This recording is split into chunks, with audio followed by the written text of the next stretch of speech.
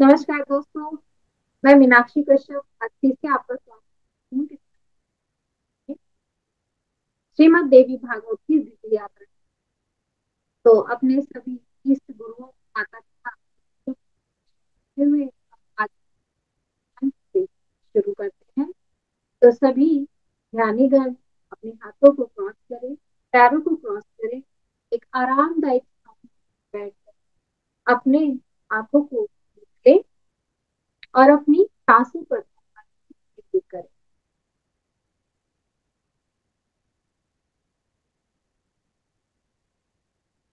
अपनी आती व जाती हुई सांसों पर पूरा फोकस रखें।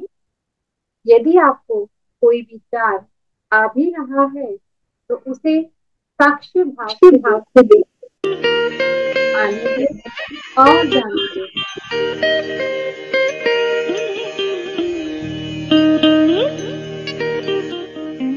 संगीत के सुरों में अपनी सांसों को लयबद्ध तरीके से मिलाते हुए केवल सांसों पर ही ध्यान दें।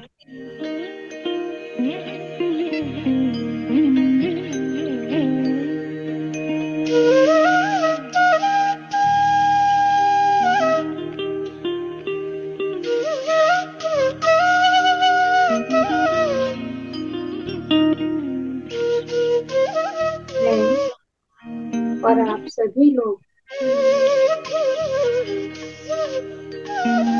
अपनी अपनी पूर्णात्मा से पूर्ण कहानी समझानी है।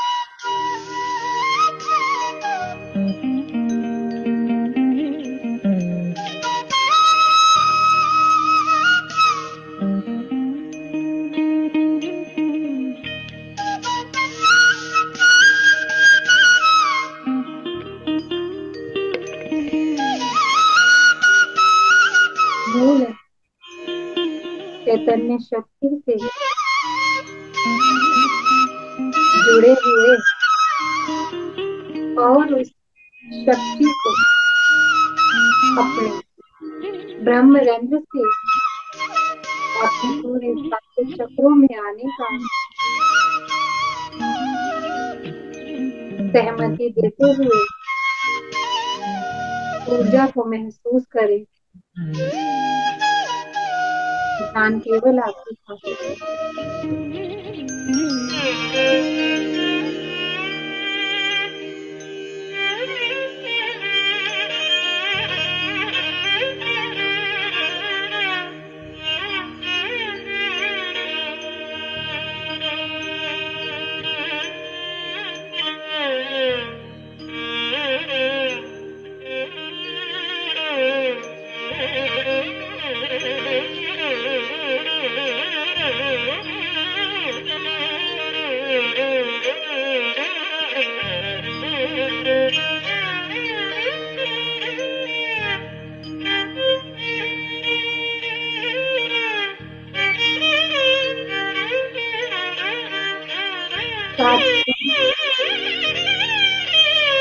और सात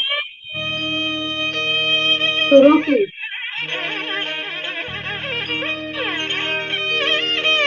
ऊर्जा को अपने सभी सातों चक्रों में महसूस करें। सात ही दिव्य प्रकाश इंद्रधनुष के सभी सातों रंगों को अपने सातों चक्रों में महसूस करें।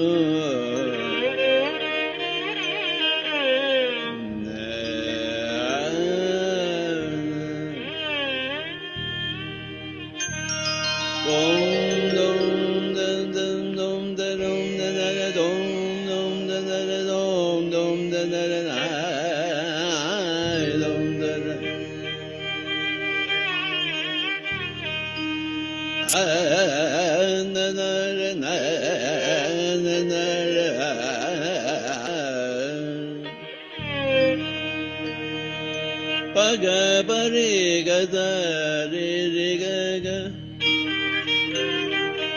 ga pa ga ga re re ga ga ga ga re pa ga ga ga re pa ga pa pa ga ga re ga ga da re re da da da da re re ga ga re re da. इन स्वरों की तरंगों को अपने पूरे कण कण में बह जाने में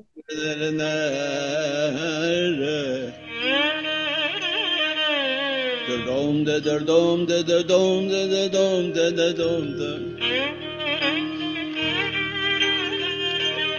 dir dir dom dom da da dir dir dir dir dom da da dom da da na da na da dom da da na da na da dom da da na da na dom da da a dom da da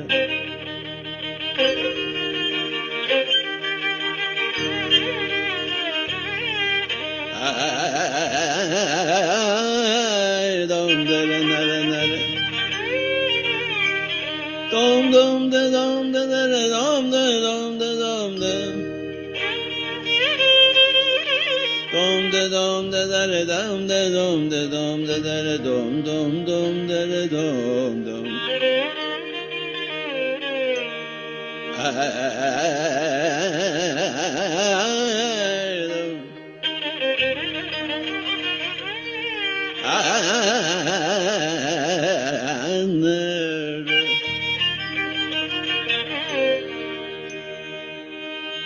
ga ga da re re da da da re re ga ga da da re re da da da da pa ga ba ba ba ga re ga ga ga re da re re re da da da da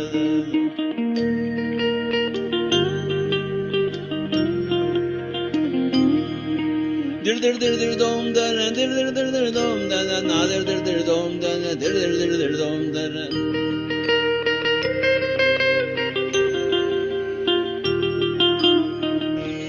no dir dir dir dom da dir dir dom da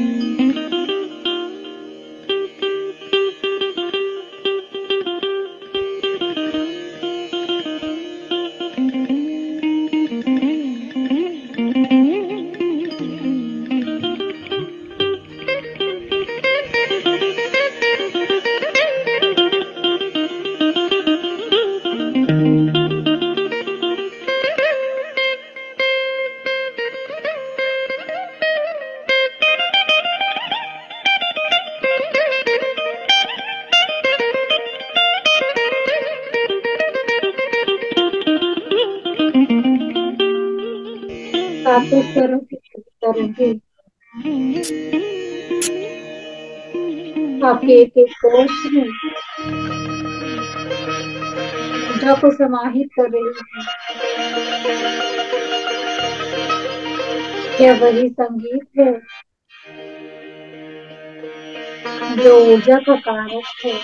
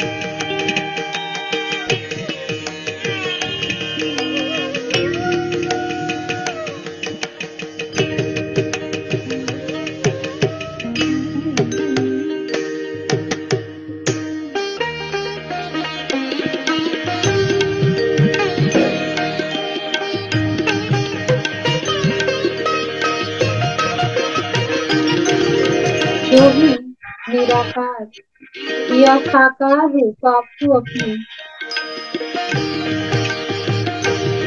भीतर दिखाई पड़ रहा है, उसे सच्चे स्वरूप जानिए। यही वह शक्ति है जो चराचर जगत में प्रत्येक जीव के कण कण अणु अणु में समाहित है। प्रत्येक मनुष्य, प्रत्येक जीव में यही वो शक्ति है, यही वो मूल चैतन्य शक्ति है जिसे आप अपने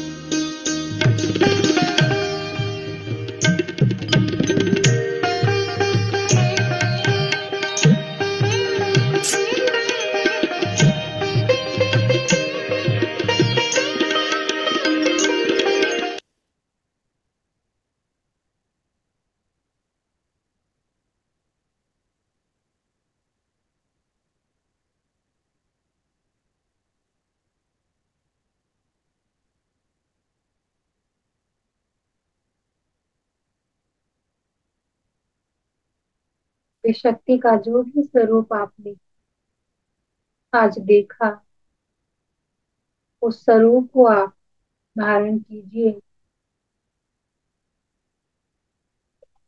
महसूस कीजिए।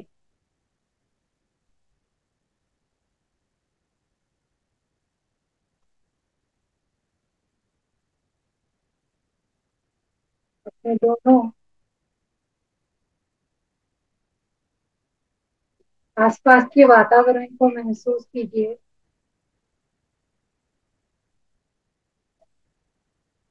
दोनों पैरों की उंगलियों को हिलाइए,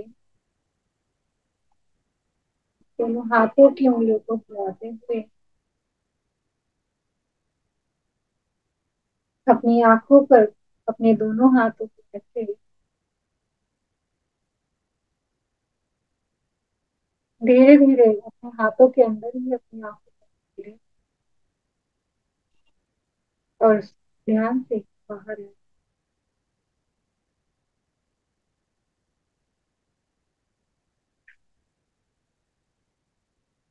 दोस्तों, आज की इस दिव्य ध्यान यात्रा में आशा है आपको 7 स्वरों के तरंगों का अनुभूत अवश्य ही हुआ होगा। तो चलिए आज हम आगे बढ़ते हैं तृतीय स्कंध के 7वें अध्याय की।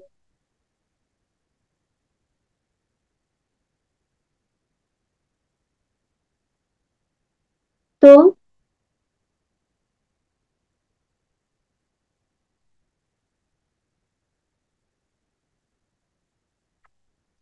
ब्रह्मा जी बोले, हे महाभाग नारद, मैंने विष्णु शंकर के इस प्रकार प्रभाव में उन देवी तथा अन्य सभी देवियों के पृथक पृथक रूप को आपसे बताया।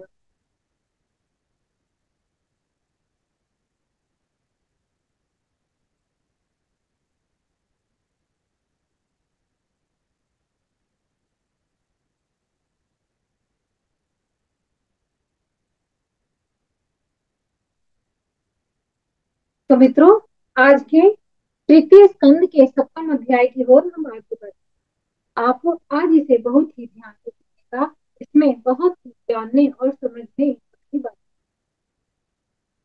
ब्रह्मा जी के द्वारा परमात्मा के स्थूल और सूक्ष्म स्वरूप का वर्णन सात्विक, रजस और तमस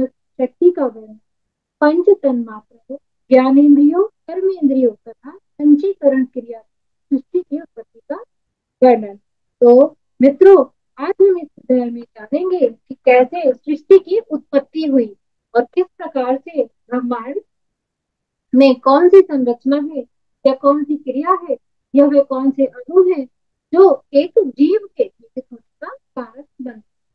तो चलिए हम आगे बढ़ते हैं। ब्रह्मा जी बोले, हे महाभाग नारद, मैंने विष्णु तथा शंकर के के प्रभाव वाली उन देवी को तथा अन्य सभी देवियों को अलग अलग स्वरूप में देखा। व्यास जी बोले, पिता का यह वचन पिता पिता अपने पिता की यह बात कर मुनिवर नारद ने प्रश्न होकर प्रजापति ब्रह्मा जी से यह पूछी। नारद जी बोले, हे पितामह, आपने जिन आदि आदि किसको बोलते हैं? शुरुआत।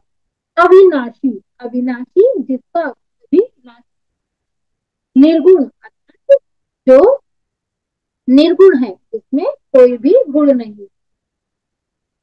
निर्गुण में ये जैसे अगुण और सगुण, कोई भी गुण ना होना, यानी कि ना तो उसके अंदर कोई दोष होना, ना ही कोई अदोष होना, वह निर्गुण कहा जाता है। अच्युत तथा अवय, अवय जिसका कभी भी वय नहीं होता, परम पुरुष का दर्शन तथा अनुभव किया, उनके विषय में बताइए। हे पिताजी, आपने त्रिगुण संपन्ना देवी का दर्शन तो कर लिया, निर्गुणा शक्ति कैसी होती है?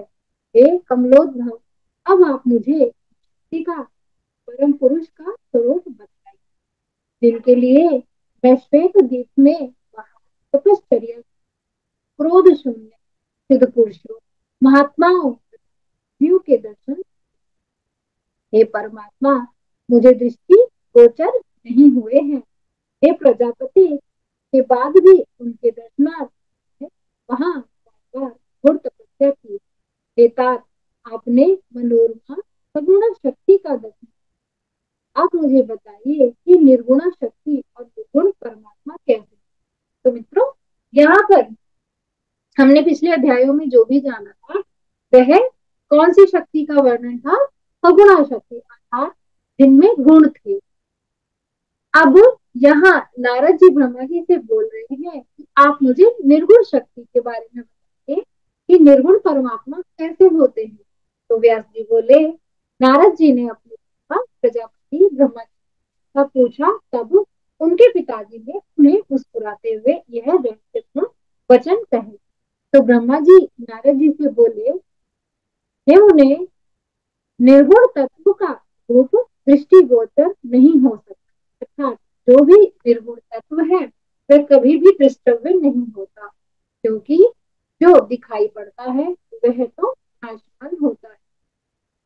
तो यहाँ पर ब्रह्मा जी कह रहे हैं कि जो भी निर्गुण तत्व है वह कभी भी दिखाई नहीं देगा, यानी कि जो परम पिता परमेश्वर ब्रह्म है, निर्गुण तत्व उन्हें कहा गया है, तो वह कभी भी सामान्य आता है। आपको गुस्सा है तो आपके फेस पर दिखाई देगा, आपको खुशी है आपके फेस पर दिखाई देगा, आपको भूख है तो आप उसे महसूस करेंगे और खाना खाने पर वह भूख शांत भी हो जाएगी।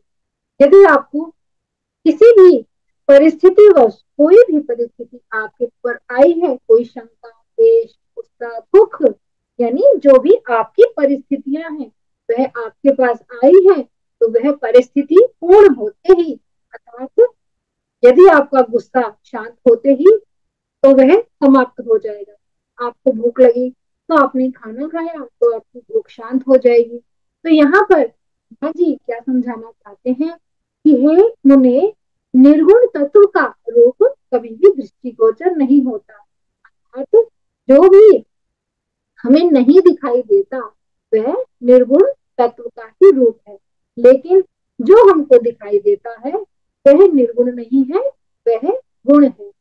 और जो गुण होते हैं वह नाशवान होता है। इसका मतलब बहुत साधारण शब्दों में आपको बताना चाहिए कि आपको प्यास लगी और आपने पानी पी लिया तो आपकी प्यास का नाश हो जाएगा, वह प्यास शांत हो जाएगी।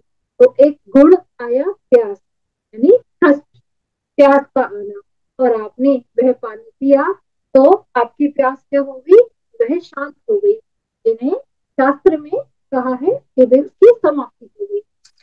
जो रूप रहित है, तो जिसका रूप नहीं है, वह दृष्टिगोचर कैसे होगा। अर्थात किसी भी, आपको कोई भी चीज यदि बनानी है तो उसका एक रूप होना चाहिए। बिना रूप के अगर आपसे कुछ भी कहा जाए, आपकी आंखों को देखने से, आपके सामने कोई चित्र, मैं यदि मैं ही आपको कहूँ कि ये मैंने एक चित्र बनाया, या अब मेरे सामने, आपके सामने कोई चित्र है, लेकिन जब तक वह चित्र मैं आपको दिखाऊं नहीं, तब तक वह आपको समझ भी नहीं आएगा। तो वही, वो हुई क्या है, सिर्फ जो आप स्वयं, जिस तत्व को जब एक योगी स्वयं महसूस करते हैं, जिस ऊर्जा को वह स्वयं महसूस करते हैं, वही निर्गुणा शक्ति कही गई है, जिसका नाश नहीं होता। तो निर्गुणा शक्ति को जान पाना अत्यंत दुरूह कार्य, तो दुरूह मतलब बहुत ही कठिन कार्य। और उसी प्रकार निर्गुण परम पुरुष का साक्षात ही अति दुष्कर। निर्गुण परम पुरुष अर्थात वह ब्रह्म, जिनसे ये सृष्टि, यानी जिनसे, वह परम पुरुष जिससे परम स्त्री, जिनके लिए इस सृष्टि की संरचना करती है और इस सृष्टि में सभी रहने वाली मानव जनों को गुण प्रदान करती, तो उन ब्रह्म को यहाँ बहुत ही कठिन है, ऐसा ब्रह्मा जी नारद जी को बताते। आगे चलते हैं।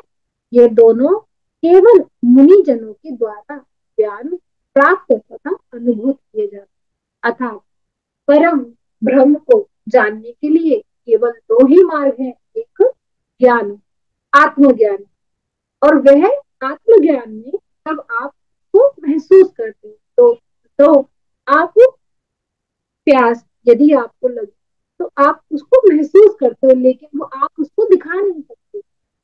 आपको भूख लगी, आप उसको केवल महसूस करते हो, लेकिन उसको दिखा नहीं सकते। लेकिन एक अंतर अवश्य है कि यदि आपने पानी पिया तो वह शांत हो जाता, आपने खाना खाया तो वह शुदा भी शांत हो जाती, वह है परम स्त्री स्वरूप।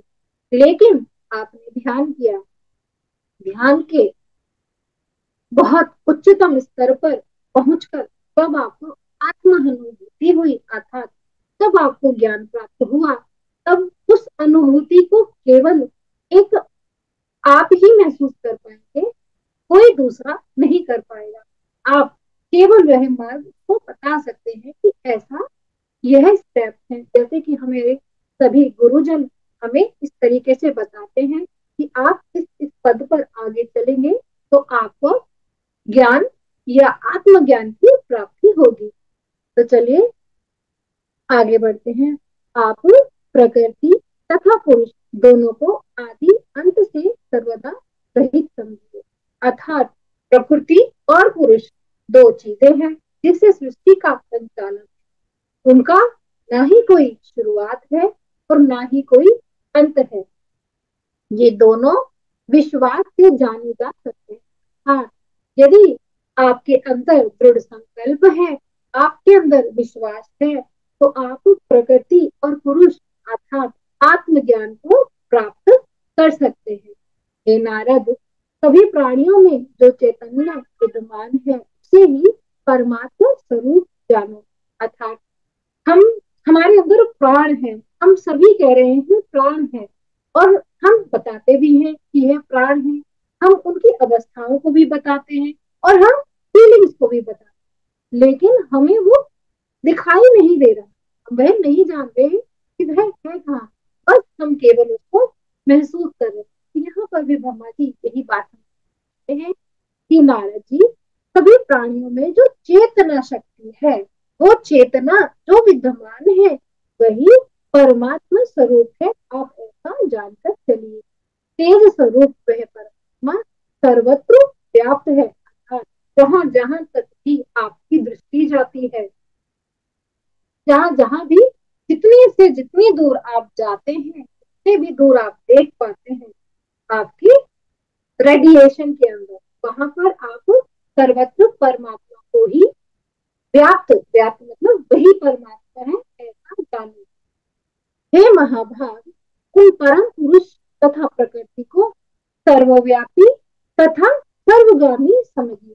सर्वव्यापी का मतलब जो सब जगह रहती है, और सर्वगामी अर्थात सर्वव्यापी जो स्थिर है, जो सब जगह रहती है, और सर्वगामी गामी जो सभी जगह घूम सकती है। गामी मतलब चलना, सभी जगह घूम सकती है। तो जैसे आप के अंदर यदि चेतना है, तो आप कहाँ से, अपने घर से अपने छत पर भी जा सकते, आप अपने घर से पड़ोस में भी जा सकते, और आप अपने पड़ोस से अपने रिश्तेदारों के घर, अपने स्टेट में, अपने देशों के प्रत्येक प्रदेशों में, या देश देश कहीं भी आप जा सकते, बिकॉज ऑफ दैट कि आपके अंदर वह मूल चेतना शक्ति विद्यमान है और आप में वह जीवंत ऊर्जा।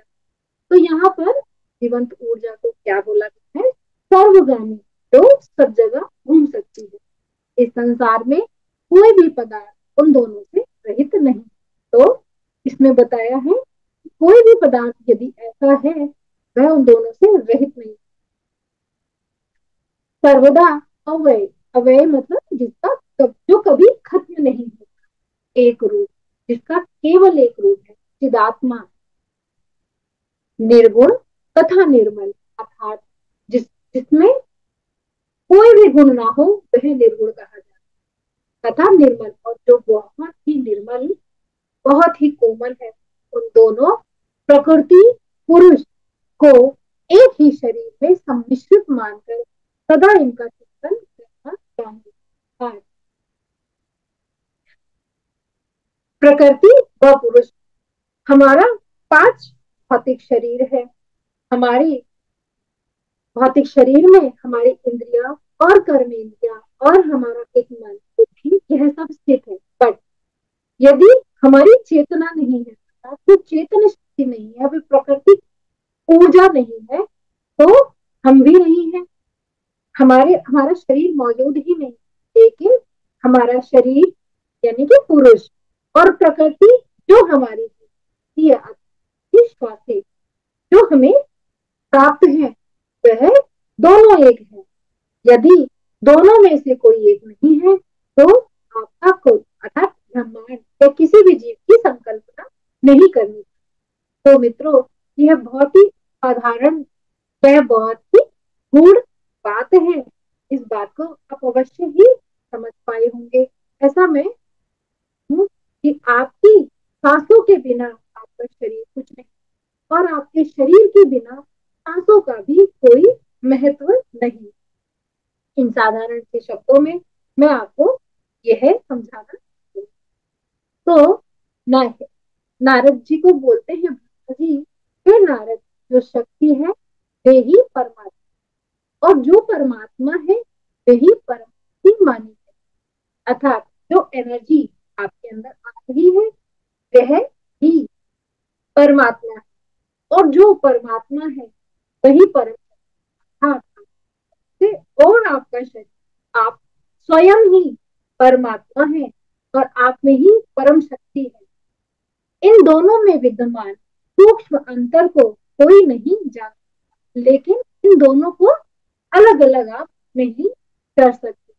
हे नारद, कोई भी व्यक्ति समस्त शास्त्रों तथा अंगों सहित वेदों का भी विरक्ति के बिना तो सूक्ष्म अंतर को नहीं जानता। हाँ, हमने भी यह जाना कि हमारा शरीर और ऊर्जा एक है, लेकिन फिर भी उनका डिफरेंस क्या है? कुछ तो डिफरेंस है, बट वो डिफरेंस क्या है? तो यहाँ ब्रह्मा जी बोलते हैं वह बहुत ही सूक्ष्म अंतर है, जिसको बहुत मुश्किल से जान पाते। तो हे पुत्र, जड़ चेतन रूप यह सारा ऐसी स्थिति में सैकड़ों कल्पों, हजारों सालों में भी यह अहंकार से रहित कैसे हो सकता? हे पुत्र, सगुण मनुष्य को नेत्र से कैसे देख सकते? हे पुत्र, सगुण मनुष्य निर्गुण को नेत्र से कैसे देख सकते? अर्थात किस मनुष्य के अंदर सभी भाव है। सगुण भाव मतलब जिसके अंदर सभी तरीके के भाव है। यहाँ गुणों में क्या बोला, सगुण और, देखिए एक तो गुण और अवगुण होते हैं और एक सगुण व निर्गुण होते हैं। निर्गुण जिनमें कोई भी अच्छा या बुरा भाव नहीं होता। सगुण में क्या हुआ, सगुण मतलब जिसके अंदर सभी प्रकार, अर्थात उसमें देश राग वैराग्य सत्य हिंसा ये सभी गुण जो हम मानते हैं, जो हमारी चैतन्य अवस्था जिसको हम बोलते हैं कि हमारी चेतन अवस्था कहाँ कहाँ पे स्थित होती है, तो उसको हमने क्या बोला यहाँ पर, सगुण, अर्थात जिसमें सभी गुण विद्यमान। तो यहाँ बोला उन्होंने कि सगुण मनुष्य निर्गुण को कैसे अपने नेत्रों से देख सकते हैं। अतः हे महाबुद्धे, उस परमात्मा के सगुण रूप का अन्य में अवश्य ही हमें उस निर्गुण परमात्मा के स्वरूप को दर्शन पाने के लिए अपनी सांसों पर आग्रचित होकर उसका ध्यान करना चाहिए और एक ना एक दिन आपको उनका दर्शन अवश्य ही प्राप्त होगा। तो ऐसा नारायण जी को ब्रह्मा जी समझा। अब हम आगे बढ़ते हैं।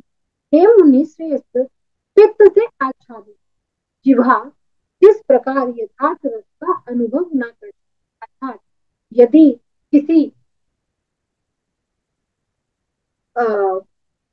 पित्त, जैसे कि जब पित्तावस्था उसे बोलते हैं, जैसे आपकी बॉडी के अंदर जब पित्त ज्यादा बढ़ गया होता है, आपको कसैला सा मुंह हो जाता है, कड़वा मुंह है, आपके शरीर में गर्मी जब ज्यादा आ जाती है तो आपकी जीभ बहुत ज्यादा कड़वी हो जाती है, जो भी वायरल फीवर का फील करता है। तो उस वक्त आप यदि मीठा भी खाते हो तो वह भी आपको कड़वी, और कड़वा खाते हो तो वह भी कड़वा लगता है, ऐसा यहाँ पर बताया। पित्त से आच्छादित वह हाथ रस का अनुभव न करके केवल कड़वे का ही अनुभव कर, पित्ताच्छादित नेत्र आप रूप न देखकर बल पीले रंग भी देखता था। जब आपका पित्त, तो यानी आपके आपके बॉडी में जब गर्मी ज्यादा बढ़ जाती है तो आपका खून जलने लगता है, तो आपको पीलिया की शिकायत आती है, तो वह हम वहां बोलते हैं कि आपका पित्त बढ़ गया। तो आपको अवश्य ही सभी जगह पीला पीला नजर, हर चीज पीली नजर आती है। ऐसा तो आपने सामान्य देखा ही होगा। उसी प्रकार गुणों से उस निर्गुण परमात्मा को कैसे जानते, अर्थात यहाँ जब आप मनुष्य के भौतिक मन के अंदर यह सभी गुण विद्यमान होते हैं, जैसे क्रोध, गुस्सा, मतलब क्षमा, बहुत सारे गुण, आपको जब आपकी चेतना का स्तर जब ऊपर उठता है तो आप धीरे धीरे इन गुणों को छोड़ते हुए आगे आगे बढ़ जाते हैं। तो यदि किसी सगुण मनुष्य में यह सारी भावनाएं है तो वह निर्गुण का दर्शन नहीं करता। इसलिए जब आते हैं तो धीरे धीरे आपका स्तर बढ़ता, आपको लगता है कि नहीं ज्ञान करने से मेरे साथ कुछ ऐसा हुआ, लेकिन वह आपका स्तर बढ़ रहा है और स्तर धीरे धीरे धीरे ऊपर आ जाता है और एक बार इस तरह है कि आप निर्गुण परमात्मा को देख पाते हैं। तो आगे बढ़ते हैं, क्योंकि मन भी तो अहंकार से उत्पत्ति का है, तब वह मन अहंकार से रहित कैसे हो सकता, जब तक अंतःकरण गुणों से रहित नहीं होता तब तक परमात्मा के दर्शन कैसे संभव है। जब तक आप उन सगुण सगुण अथवा आपकी चैतन्य अवस्था के गुणों को भोग नहीं लेते और उन भोग से आपको तृप्ति नहीं मिलती, तब तक आप निर्गुण अर्थात परमात्मा के स्वरूप को नहीं जान पाते। देखिए, आपसे कोई यदि कहे, यदि आपसे कोई किसी बात के लिए रोका जाए, आपको यह कार्य नहीं करना, लेकिन आपकी आत्मा को वह स्वाद चखना है, आपकी आत्मा को वह भोग भोगना है, जब तक वह उसको भोग के तृप्त नहीं होती तब तक उसका स्तर नहीं बढ़ता। इसलिए मित्रों, आप जब भी ध्यान में हैं और आपकी स्थिति कभी कभी ऐसे आती है, तो आप उसको अपना अपग्रेड वर्जन ही समझे, कि उसको पीछे लेकर के जाए। आप हमेशा सोचे यह भोग, भोग कर, चाहे सुख दुख भक्ति भाव या जो भी स्थितियां आपकी आती है, आगे इसमें स्थितियां भी आएंगी, हम आपको वो भी बताएंगे। तो बहुत सी स्थितियां आपकी आती गुणों सहित, जैसे राजसी तामसी और सात्विक गुण है। तो सबसे पहले तामसिक, यानी कोई भी मनुष्य ध्यान में आने से पहले उसमें सबसे पहले तामसिक प्रवृत्ति होती है, लड़ना झगड़ना गुस्सा और ये। तो जब वह उन स्थितियों को भोग लेता है और उसे जो ज्ञान आ जाता है कि हाँ स्थिरता प्राप्त होती है, तब उसका अपग्रेड होता है। तब वह कहाँ आता है, रजस गुण की ओर आता है। फिर रजस गुण को भोग कर वह सत्व गुण की ओर आता है। हम इसके बारे में आगे बढ़ेंगे। अभी हम आगे चलते। तो नारद जी बोले, हे देव देवे, काफी है, विस्तार है और त्रिगुणात्मक स्वरूप का भी वर्णन। हे पुरुषोत्तम, सात्विक रजस तमस के स्वरूप के भेद भी बताइए। इस प्रकार गुणों के विस्तृत लक्षण को विभाजित कर, हे प्रभु, मुझे ऐसा ज्ञान दीजिए जिसे मैं जानकर पूर्ण रूपेण हो जाऊं। तो मित्रों, हम मैंने कुछ फिगर्स बनाए हैं, इन फिगर्स पर मैं आपको कुछ समझाना चाहूंगी। आशा है आपको यह सब समझ में आएगा।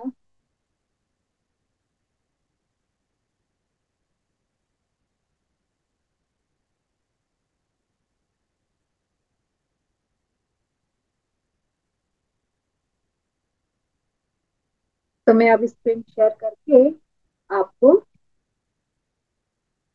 बताती हूँ।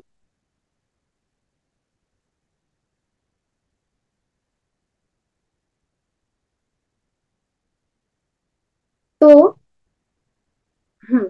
यहाँ ब्रह्मा जी ने बोले, हे निष्पाप स्त्रीविद, अहंकारी की शक्तियां हैं, मैं उन्हें बताता।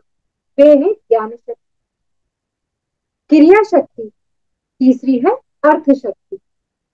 उनमें सात्विकी अहंकार की ज्ञान शक्ति, रजस की क्रिया और तमस की द्रव्य शक्ति, ये तीन शक्तियां आपको बता रही। सबसे पहले सबसे पहले आती है अहंकार विहीन।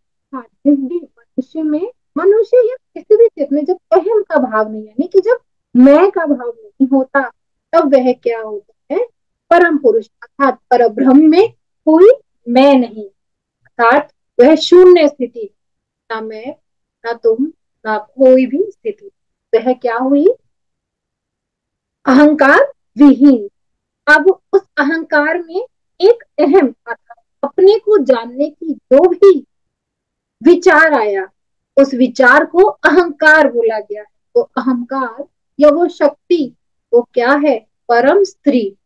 अब अहंकार के तीन गुण आए, सत्व गुण, रजोगुण और तमोगुण।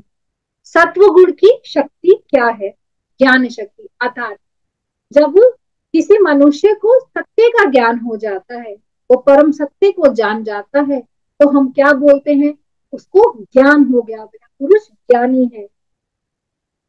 रजोगुण, रजोगुण की शक्ति क्या है, क्रिया, क्रिया शक्ति, अर्थात जो व्यक्ति क्रियाशील है, राजसी प्रवृत्ति का, उसकी कार्य करने की चेष्टा और कुछ जानने की प्रवृत्ति, आगे बढ़ने की प्रवृत्ति, ओज शौर्य, ये सब शक्तियां रजोगुण में। उसका उसकी गुण क्या है, रजो, और उसमें शक्ति कौन सी है, क्रिया, अर्थात जो भी क्रियाकलाप है, अपने खाने के लिए रोटी रोटी कमाना, अपने खाने के लिए, अपने इस अपने शरीर को पूर्ण रूप से सुख देने के लिए है, वह किस में आती है, रजोगुण में आती है। अब एक है तमोगुण। तमोगुण होती है अर्थ शक्ति, द्रव्य शक्ति। तमो अर्थात, तम का मतलब क्या होता है, ऊर्जा, वह गर्म, तम का मतलब होता है गर्म, अर्थात वह एनर्जी जो आपकी बॉडी को गर्म रखती है। और वही जब आपकी, जैसे आपका कभी भी ब्लड प्रेशर लो होता है, बीपी लो होता है, तो आपका शरीर ठंडा पड़ने लगता है, अर्थात आपके अंदर तमोगुण, वह ऊर्जा शक्ति कम होने लगती है। वह द्रव्य शक्ति, उसको हमने 3 भागों में विभाजित किया, और इंग्लिश में इन्हें क्या बोलते हैं, न्यूट्रॉन, प्रोटॉन और इलेक्ट्रॉन। तो इलेक्ट्रॉन महेश, और न्यूट्रॉन ब्रह्मा, यानी कि जिनको भी, जो भी सृष्टि की संरचना करते हैं, और प्रोटॉन जो भी पालन पोषण करते हैं, प्रोटॉन यानी कि जब हम अपने अपने शरीर को पेट भरने के लिए, अपने आप शरीर को पूरा उसको पोषित करने के लिए जो भी कार्य करते हैं, जैसे हम खाना खा भी रहे हैं, खाना खा रहे, क्योंकि देखने से तो खाना नहीं जाएगा ना हमारे अंदर, तो हमें खाना भी पड़ेगा, और वह खाना हम खा रहे हैं, हमने यहाँ खा लिया, बट हमारी बॉडी भी उसको पचाने के लिए जो क्रिया कर रही है, हमारे बॉडी के अंदर जो भी है वो कौन है, प्रोटॉन, अर्थात आपकी प्रोटीन की शक्ति, जो भी आपको प्रोटीन मिलता है जिससे आपके सभी सेल्स और टिश्यूज बनते हैं, क्या है, प्रोटॉन। अब है इलेक्ट्रॉन, अर्थात एक्शन, प्रोसेस, और इलेक्ट्रॉन, यह महेश की शक्ति, यानी कि जो भी आपकी सेल्स हैं वो एक्सपेंड हो रही हैं, और उनको जो भी ऊर्जा चाहिए काम करने के लिए, वह किससे मिलती है, इलेक्ट्रॉन। अर्थात किसी भी पदार्थ को बनने के लिए इन तीनों गुणों की आवश्यकता होती है। ये आपने अपने साइंस में भी देखा होगा कि आपको कोई भी पदार्थ, छोटे से छोटे अणु में भी आपको इलेक्ट्रॉन और न्यूट्रॉन होते हैं, और ये वही कौन सी शक्तियां हैं, तमस गुण, रजस गुण और सत्व गुण। अब ब्रह्मा जी ने बताया कि नारद, मैं अब उनके कार्यों को सम्यक रूप से बताऊंगा। तामसी द्रव्य शक्ति, अर्थ शक्ति से उत्पन्न क्या हुए शब्द, अर्थात जो तमस शक्ति है, हमने बताया कि जो इस गुण का, तमस के गुण बताए, अर्थात अब इसमें तमस के भी गुणों को, तमस के अंदर भी 5 गुणों को विभाग कर दिया, उनके तमस के भी 5 गुण हो गए, और उनकी 5 तन्मात्राएं। तमस गुण के 5 गुण कौन से हुए, आकाश, वायु, अग्नि, जल, पृथ्वी, यानी कि आपके पंच तत्व, और उन पंच तत्वों में जो भी तन्मात्राएं आई, अर्थात आकाश से क्या बना, शब्द, वायु से क्या बना, स्पर्श, अग्नि से क्या बना, रूप, जल से क्या बना, रस, और पृथ्वी से क्या बना, गंध।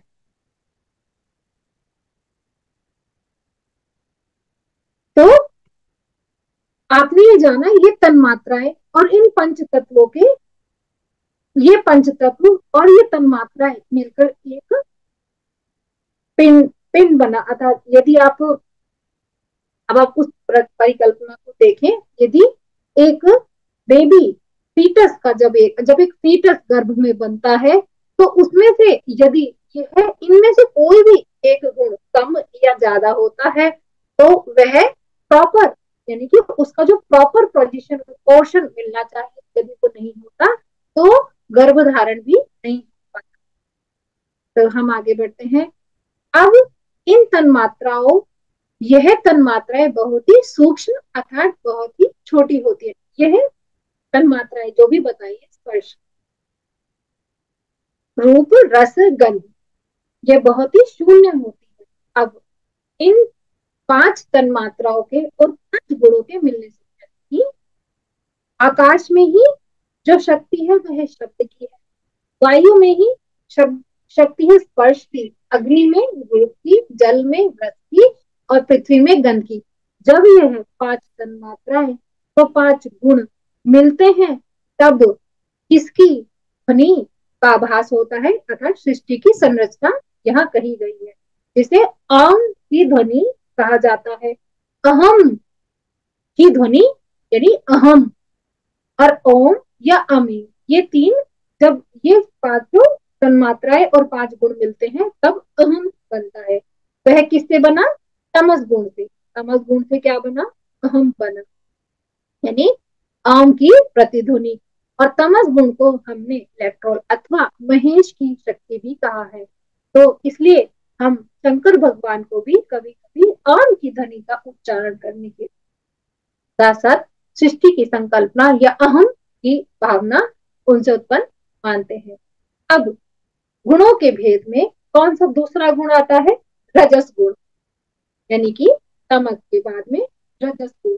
अब एक कोई भी फीटस यदि बन गया, अब एक पिंड बन गया, उसमें अहम भाव आ गया, अब उसका क्रिएशन चालू हो रहा है। तो गुणों के भेद में रजस गुण, और रजस गुण की शक्ति क्या है? क्रिया शक्ति। अब क्रिया शक्ति की 5 इंद्रियां हैं। ज्ञान इंद्रिया अर्थात श्रोत्र, सुनना, अर्थात आपके क्या बने? कान। जब आपने सुनने की शक्ति आई, आपने सुनने की शक्ति आई तो आपने कौन सा कार्य किया? सुनने का कार्य किया। अर्थात आप चाहे या ना चाहे कुछ भी आप सुनते हैं तो आपकी उस क्रिया का डेफिनेटली काम क्या हुआ? सुनना।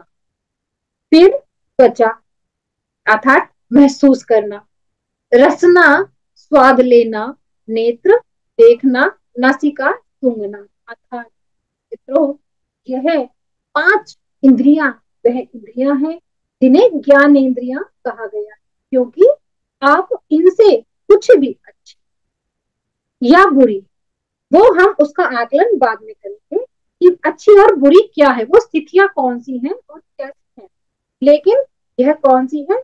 इनसे आपको किसी भी विषय वस्तु का ज्ञान होता है, चाहे वह ज्ञान अच्छा हो चाहे वह ज्ञान बुरा हो। यह ज्ञान इंद्रिया किसके लिए काम कर रही है?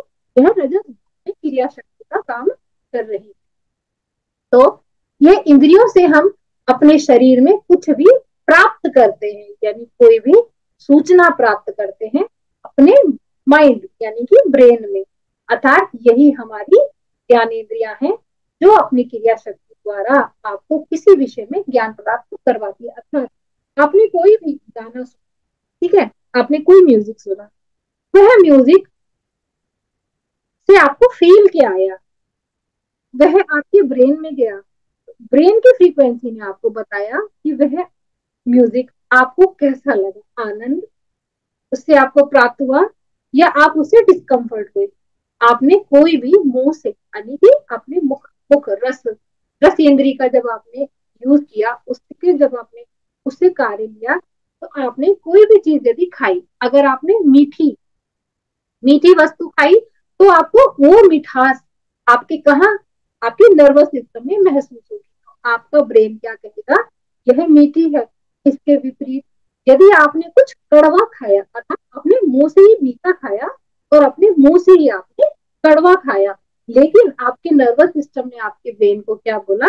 यह स्वाद कड़वा है। इसी प्रकार से आगे और इंद्रियों का विभाजन है, मैंने कुछ उदाहरण के अनुसार आपको बताया। अब आता है कर्मेंद्रिया, अर्थात ज्ञान आने के बाद जब आप कर्म करते हैं, आपने मीठा खाया, मीठा खाने के बाद में आपने महसूस किया उसकी मिठास, यह क्या है? आपकी कर्मेंद्रियों से। अर्थात आपने अपनी वाणी से किसी को बताया कि यह मिठाई बहुत मीठी है। आपको कहीं भी जाना है तो आपने अपने हाथों से, जैसे अब मिठाई कोई ले, आप मिठाई को जब तक अपने हाथ से तो नहीं उठा के ऐसे खाएंगे तो आपके पेट में नहीं जाएगी। तो वह हाथ से उठाकर मुंह के अंदर डालना, आपने क्या किया? यह क्रिया की। और आपने किस क्रिया को, आपने कौन सी इंद्री का यूज किया? आपने कर्मेंद्री का यूज किया। अब जो भी डाइजेस्ट हो गया, आपको अपने अपने आपने अच्छा या बुरा जो भी शरीर का बहुत ही आपके भौतिक शरीर में, मतलब इतना अच्छा एनाटॉमी ईश्वर ने बनाया है कि केवल आपके अंदर गुण ही विद्यमान रहते हैं फिजिकली। आप एस्ट्रली कुछ भी सोचे, बट आप ईश्वर ने मनुष्य की शारीरिक संरचना ऐसी की है कि जो भी वेस्टेज आपकी बॉडी में स्टोर रहती है वह आपके गुप्तांगों द्वारा निकल जाती है। आप जैसे मूत्र विसर्जित करना, मल मूत्र विसर्जित करना, और आपके अश्रु बहना और आपके स्वेटिंग होना, तो ये सारे वह अंग हैं, वह सेल्स हैं जो यह कर्म करके आपकी बॉडी से एक्सक्रीटरी, आपको बताना था, जो भी आपकी बॉडी से वेस्ट मटेरियल बाहर निकालने का काम करते हैं। तो ज्ञान आने के बाद ही मनुष्य कर्म करता है। इस राजसी सृष्टि का अर्थात जो भी क्रिया आपकी बॉडी में हो रही है, यह मैंने आपको आपके शरीर के माध्यम से बताया कि आपकी बॉडी में यह क्रिया हो रही है। ब्रह्मांड की संरचना के लिए यह सिस्टम ऊपर ब्रह्मांड में बना। तो इस सृष्टि को, इस राजसी सृष्टि की अनुवृत्ति को क्या बोला गया? चित्त। अर्थात जो भी चीज आप महसूस करते हैं वो कहाँ महसूस करते हैं? आप चित्त में महसूस करते हैं, आपने अंतःकरण में महसूस करते हैं। हालांकि आपने वो देखा नहीं है, आपको नहीं पता वह कहाँ है, लेकिन आप उसको फील करते हैं। तो आप कहते ना, आपने कुछ खाया और तृप्ति सी हो गई, मुझे बहुत अच्छा लगा। तो वह जो भी, जहां भी आपको वो अच्छा लगा, उससे क्या बना? आपकी चित्त। वह आपका क्या हुआ? चित्त। तो यह चित्त आपका कौन से गुण से बना? यह चित्त बना राजसी गुण से बना। अब गुणों के भेद में हम सत्व गुण में आते हैं। सत्व गुण अर्थात पूर्णतः सत्य, जो सनातन सत्य है, वह किस में आता है? सत्व गुण में। और उसकी शक्ति कौन सी है? ज्ञान शक्ति।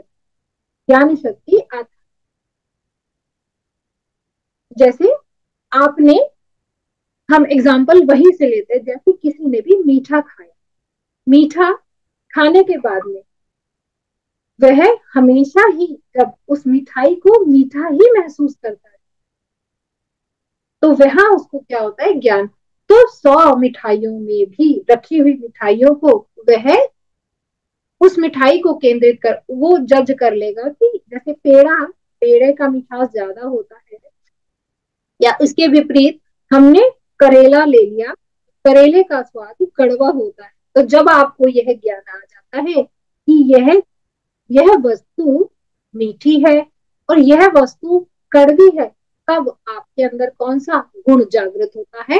वह सत्य गुण अर्थात ज्ञान शक्ति आपकी जागृत हो जाती है। अब इस ज्ञान शक्ति के 5 गुण, 5, हमारी 5 ज्ञान इंद्रियां यहाँ है। 5 देखिए, जब ज्ञान इंद्रियां हैं, अर्थात जब आपको ज्ञान हुआ तो वह सत्य ही हुआ। तो यहाँ पर दा, अर्थात हम कहते हैं ना, हम दा लगाते हैं, तो हम इंग्लिश में आर्टिकल्स लगाते हैं, तो हम कहते हैं दा किसके लिए लगाया जाता है? जो सनातन सत्य है। तो हमें भी जब किसी चीज का पूर्ण ज्ञान है, जैसे दिशा, दिशा कभी नहीं बदलती, वायु, वायु भी नहीं बदलती, सूर्य भी नहीं बदलता, जल भी नहीं बदलता, अश्विनी अर्थात जड़ी बूटियां भी नहीं बदलती। तो जो ना बदले, जो केवल सत्य रहे, वह सत्व गुण में आती है। अर्थात ज्ञान शक्ति, मतलब उसका गुण सत्य है और जो शक्ति है कौन सी? ज्ञान। तो यह 5 ज्ञानेंद्रियों के देवता होते हैं।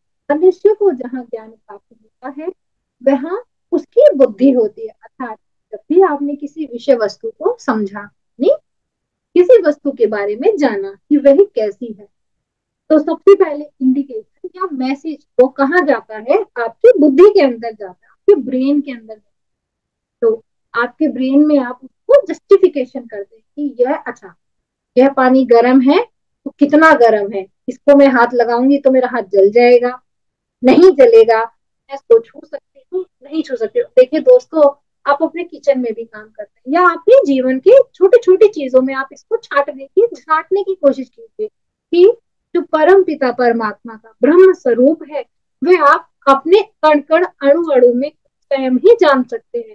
कैसे आपका ब्रेन फ्रीक्वेंसी इतना फास्ट बोलता है कि 100 डिग्री पानी, आपको नहीं पता उसका मेजरमेंट क्या है, लेकिन आपको सेंस आ जाता है, नहीं, मैंने ऐसे में हाथ लगाया तो मेरा हाथ जल जाएगा। तो आपकी बॉडी उसको छू के तुरंत वापस आती है। कितना झटके से वह काम होता है, आप ये जान सकते हैं।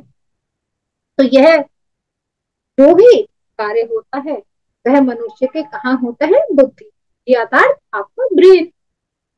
तो यहाँ बुद्धि के 4 प्रकार बताए गए। चार प्रकार, अर्थात आपने भी एनाटॉमी में देखा होगा कि आपके ब्रेन के 4 साइड्स हैं, 2 बैक साइड और 2 फ्रंट साइड। तो उसके अकॉर्डिंग शास्त्रों में उन बुद्धि के 4 अधिदेव बताए हैं, चंद्रमा, ब्रह्मा, रुद्र और क्षेत्रज्ञ। इसके बाद मन।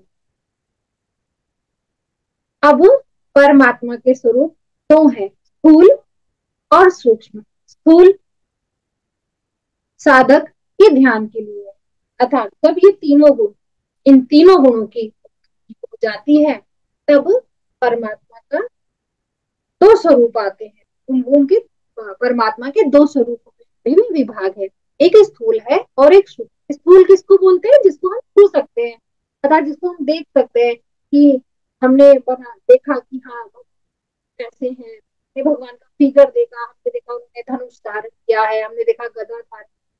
हमारे लिए जो भी इमेजेस बनाई गई हैं ईश्वर की, वह कौन सा रूप है? वह स्थूल रूप है।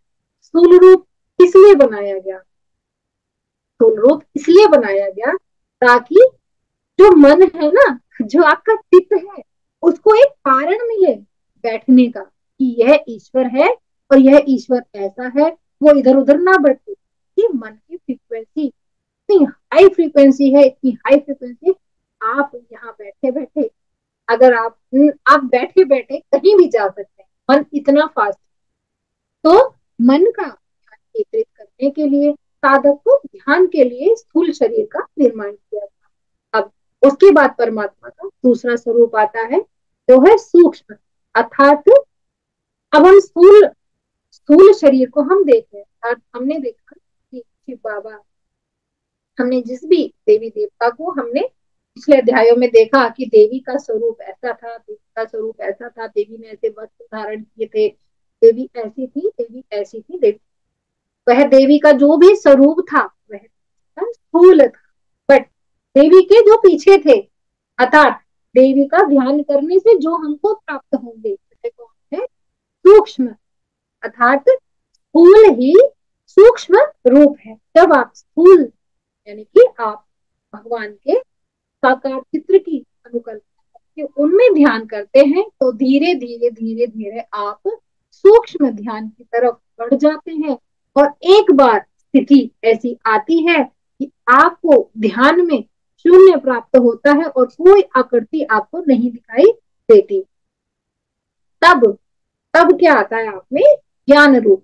अर्थात यह रूप सभी का कारण कहा गया। अर्थात इसी ज्ञान को प्राप्त करने के लिए यह सभी, प्रपंच तो मैं नहीं बोलूंगी, प्रपंच नहीं, यह सभी प्रक्रिया चल रही है। तो चलिए हम आगे बढ़ते हैं।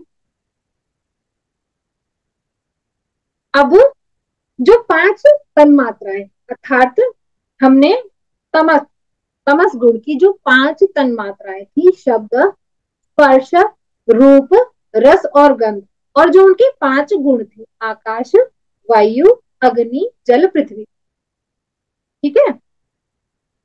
तो अब जब किसी चीज का भौतिक निर्माण होना होता है, अर्थात जब, देखिए, भौतिक निर्माण का मतलब ये हुआ किसी भी चीज, जैसे कि आपके पास कोई पत्थर है, केवल वो आपका डला है, जैसे कि समथिंग हमारे पास में रॉ क्रिस्टल्स होते हैं, बट उनका कोई आकार नहीं होता। तो वह एक, उसको बनने के लिए क्या चाहिए? उसको बनने के लिए शब्द, स्पर्श, रूप, गंध, रस, गंध और कौन से गुण चाहिए? आकाश, वायु, अग्नि, पृथ्वी, जल। अब इसमें से जो रस है, आप इस बात को बहुत ध्यान से सुनिएगा, जबकि गर्भ धारण करने के लिए, जो गर्भ धारण करने के लिए जो भी वीर है पुरुष के पुरुषार्थ में होता है, वह क्या है? रस है। अब उस रस के 2 विभाग हुए, जल यानी कि रस और जल, यानी एक रस और एक जल, उसकी क्या हुई? तन मात्रा। ये दोनों मिलकर, और इनके भी 4 विभाग हुए, मतलब शब्द, आकाश, स्पर्श, वायु, अग्नि, ये इस प्रकार से बनते हैं जब एक पिंड का निर्माण होता है, जिसको अहम भाव स्वरूप कहा जाता है। जब यह पंचभूत उचित मात्रा में रहते हैं, वह स्थिर हो जाते हैं, यानी कि जब भी इनमें स्थिरता आती है, अर्थात आपने कोई भी चीज बनानी हो तो आप, कोई भी चीज यदि आपको मेड करनी हो तो आप में स्थिरता, एक एग्जाम्पल लेते हैं, आपको किसी डेस्टिनी पर जाना है, आपने ट्रेन पकड़ी, जब आप उस डेस्टिनी पर तभी उतरेंगे ना जब वो ट्रेन रुकेगी, अर्थात उस ट्रेन के अंदर क्या आएगी, स्थिरता आएगी। जब उसमें स्थिरता आएगी तब आप अपनी डेस्टिनी पकड़ पाएंगे। तो यहाँ यह वही बात है कि जब चेतन शक्ति को आना होता है तब यह पंचभूत और पांच तन्मात्राएं जब एक पिंड बनाती है तब उसमें एक चेतन शक्ति आती है, अर्थात उसमें एक आत्मा का प्रविष्ट होता है। वही दिव्य चेतना आदि नारायण परमात्मा से पुकारी जाती है। तो यहाँ पर हमने एक जीव की बात करी, अपितु अपितु यहाँ जीव ना जान करके हम यहाँ ब्रह्मांड की बात कर रहे हैं। तो जब पांच भूत यानी पृथ्वी, जल, वायु, अग्नि, आकाश का अपना अपना भाग उचित मात्रा में होता है तो पूर्व पूर्व व्रत अर्थात जो पहले से, जो उनकी तन्मात्राएं उनके अंदर ऑलरेडी है, अर्थात आपने देखा पांच भूत हैं और पांच तन्मात्राएं भी हैं, लेकिन विषय वस्तु के अनुसार जब आकाश तत्व का केवल एक गुण है शब्द, और जब पिंड बनता यानी कि जब उसमें चेतना चेतना शक्ति आ जाती है तब आकाश शब्द का एकमात्र गुण है शब्द। फिर वायु तत्व का दो, वायु तत्व के दो हो जाते हैं शब्द और स्पर्श, यानी कि सबसे पहले एक तन्मात्रा में, एक तन्मात्रा जो आकाश की एक तन्मात्रा है शब्द, फिर जब वायु तत्व आता है अर्थात जब चेतना एंटर करती है, मतलब शक्ति जब आती है, श्वास जब आती है तब उसमें दो चीजें जुड़ जाती है, शब्द और स्पर्श, यानी कि हम पिंड में एक भाव आ जाता है छूने का, टचेबल हो जाता है, यानी कि उसको छुआ जा सकता है। फिर अग्नि, अब जब उसके अंदर अग्नि, जब उसके अंदर ओज रहेगा, अर्थात जब हम कहते हैं ना कि यार गर्भाशय जब गर्भ धारण करते हैं तो किसी का जल्दी जल्दी मिसकैरेज होता है तो हम कहते हैं या तो उसका अग्नि ज्यादा था या उसका उसके अंदर वह गर्मी नहीं थी, यानी कि वो चीज नमी नहीं थी जो वह गर्भ यानी उस पिंड को थाम पाई। तो अग्नि, जब अग्नि तत्व आता है तो उसके साथ तीन तत्व ऐड हो जाते हैं और शब्द, स्पर्श और रूप, अर्थात वह आकार लेना शुरू कर देता है। फिर उसके बाद में जल आता है तो जल तत्व में शब्द, स्पर्श, रूप, रस, अर्थात उसमें रसेंद्रियां, रस आना चालू हो जाता है, लिक्विड फॉर्म होने लगता था, वह लिक्विड जो सेल्स होता है वो सेल्स भी बनने लगती है, एक्सपेंड होने लगती है। उसके बाद आता है पृथ्वी, शब्द, स्पर्श, रस और गंध। तो यह पांच तन्मात्राएं और पांच तत्व मिलकर इसका निर्माण करते हैं, ब्रह्मांड का निर्माण करते हैं। जब यह ब्रह्मांड या ये कोई भी चेतना प्रकट होती है, ब्रह्मांड प्रकट होता है तो जिसमें ये गुण कभी ऊपर और कभी नीचे, कभी ज्यादा और कभी कम होते हैं, कि इन्हीं तीन तत्वों के, इन्हीं पंच तत्वों और तन मात्राओं के आधार पर अहम का निर्माण होता है। तो चलिए आज यहीं तक है, अब आगे के विषय में हम जानेंगे कि किस तरीके से हम